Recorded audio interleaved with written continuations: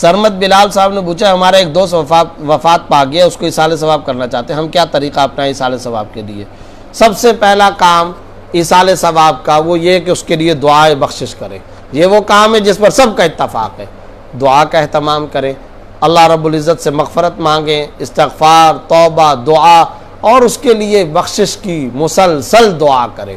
دوسرے نمبر پر صدقہ جاریہ، کوئی مالی صدقہ اگر آپ کو کرنے کی استطاعت اور صلاحیت ہو تو وہ کر لیں، دو باتیں۔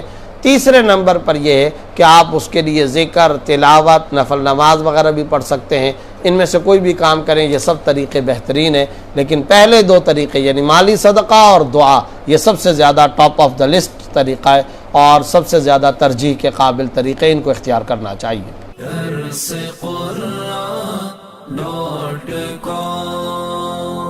www.darsequran.com